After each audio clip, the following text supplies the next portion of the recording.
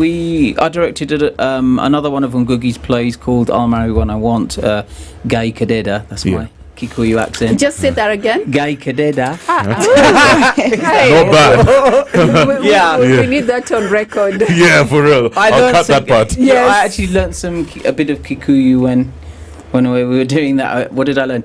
Nyede Modogo. What does that mean? I'm a Mzungu. Nyede Modogo. Who taught you that? Is it Jackie? Is it me? Must be. So we did that play in 2022, and then we kept in touch with Ngugi, and he was actually we're doing another one of his plays called Mother Sing for Me, which has never been done before. Yeah. So we were working on that, and that's something we had planned for next year. But then we had some dates at the National Theatre that we had booked, and I was in a reading of the play last year. And so I thought, why don't we do that? So I just mentioned it to Ngugi, and he said, yeah, go for it. But Speaking of which, you told me earlier that you knew him personally. Yeah. He was not one of those writers that just, you got the rights to do the play and then you never heard from them again, or never heard from them at all. He was actively involved. We used to speak, every week or something like that. He would reach out? Yeah, he actually called us. It's really sad. Saturday before last, we had a meeting about the set just before the rehearsal was supposed to start, and he called just to check how things were going. And would he come for the plays? He's in California, and he was he wanted to come, I know that, but his health was not really allowing him to do that. But so what impression did you have of him? Oh my God, he was just so active in the production. I'm kind of repeating myself, but so many writers, you just do their play, they get the royalties or whatever, and you never hear from them. But he was so active. He asked us to do another play of his, Mother Sing for Me, which we were doing, I was going to say next year, but this one came up in the meantime. So we had a kind of program of plays of his to do. That's amazing. What about you, Jackie? What inspired you to be a part of this amazing play? First of all, I went for the auditions. Yeah. And the fact that it's a historical play, it's about Kenya. It's a big thing. So and the fact that I got the role after auditioning just keeps me going. What role do you play? Girl. Okay. Yeah. That's amazing. Yeah. What drew you to work with Jackie Stuart? I have worked with her before, but I've worked with her in comedy. She's always played comedy roles. Actually, about a year and a half ago, she said to me, "Why won't you ever consider me for a serious role?" It's terrible, but when you see an actor in a certain way, you're used to them doing comedies or used to them being serious. Yeah. It's terrible, but you see them in that way. But she came into the audition. She was absolutely brilliant, and she is absolutely brilliant, not just in the audition. So what attributes do you like about her as an actress? She really is. This sounds very actory and directory, but she's really honest in the moment. I don't feel like I'm watching a performance. Okay. Some actors, I don't know. You're aware you're watching a performance, and as a director, we want like a truthfulness and honesty. And authenticity. Exactly. That's the word I was looking for. Authenticity. Yeah. And Jackie has that. Oh. Right. And how do you balance Ngugi wa Thiong'o's and of course the lady Michere Mugo's vision when it comes to this play, and of course also adding your own creative touch to it? Yeah, because originally when these plays, all of these plays were done originally, they were kind of in a community theatre way, but we have kind of made it a bigger affair, let's say, with big sets, and there's a cast of 42 people in the cast, and another 25 in the stage crew, so all in all there's probably over 100 people involved in it. So I guess my job as a director is to, or any director, is to take the original the work script, and then make it as good as come alive. Make it come alive. That's how witness history come alive. You do that. But it's an honor. I feel so privileged and honoured to have worked with Ngugi. Okay. Even in his later years, but I'm really honoured. What side of him that people didn't know about him? I don't know what people didn't know about him actually, but I feel that because you got close to him. He probably comes across as, I don't know if people think he's serious, but he's quite jokey and makes jokes and did and all of that. Yeah. Okay. Let me ask you something, Jackie. Being a part of this play and the way I'm sure it captures Kenya's initial struggle for freedom, how did it make you feel? First of all, the fact that we're doing it in 2 languages, in Kikuyu and English, is so, I don't know how to say it, but as a girl who has, as Jackie, I've been raised and born. I'm raised and born in Dandora, so Kikuyu is not something that we speak at home that much. So it's okay. I feel like it's something fun to do. Yeah. A language that you don't speak a lot. Yeah. That's one thing. What scenes stood out for you? Maybe they made you emotional, or maybe it was very challenging to just go about the whole, acting. I have a scene. It's a very my role itself is so deep, and the fact that that girl has gone through a lot. Every time I just think of it, I just cry. Really? Yeah. And the fact that I have stands in it, and that's something I admire to do, even in future, to do a role that has fight scenes. Yeah. Oh, so you fight in the thingy? Yeah. Oh, that's amazing. Yeah, I know. Like why are they clothes?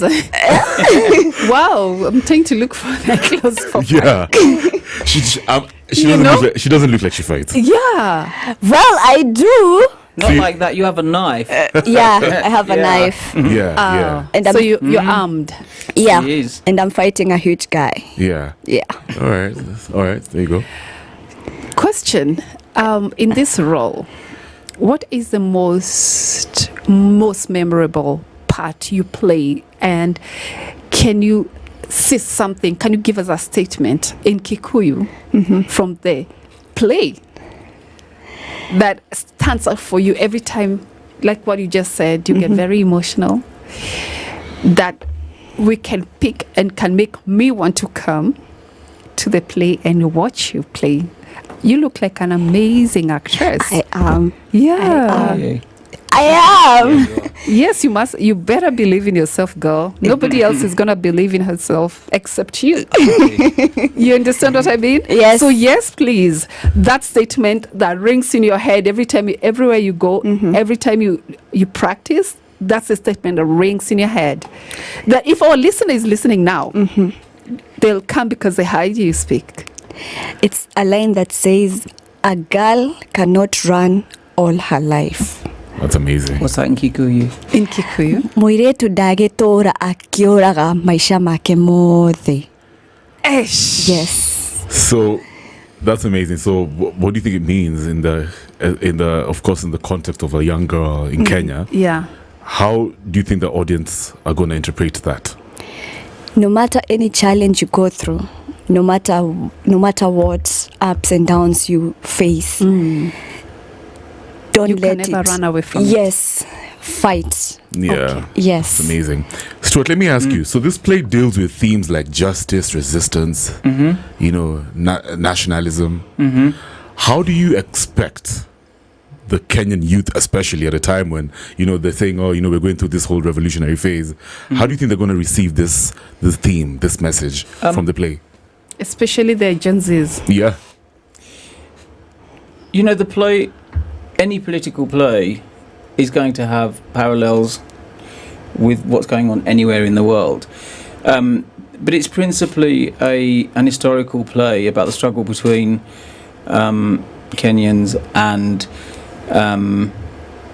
the colonialists. So it's not really about struggling against the state or anything like that, the state as in the colonial power, but it's really about what Dedan Kimathi did for Kenya and the debt that I guess everybody owes him. That's how I see the play. Yeah. What do you feel like? The impact. I think it will have. I definitely think it will have an impact. Right. This play's not been done at the National Theatre since I think it's 1976, so like 49 years ago. Yeah. So it will, and obviously with Ngugi's passing, it really will. It will have a big impact. I think. I hope. You know, the best theatre works make you think. It's not. It's not. I don't think it's the best theatre if someone is sitting in the audience and it just washes over you. Yeah. If it makes you think, whether that's Brecht or whatever, Shakespeare or Ngugi or, you know, anyone, Francis Murgor, as long as it makes you think, then I think that's good theatre. Do you think Dedan Kimathi's story has been misrepresented in several, you know, maybe documentations? Maybe has it even been forgotten?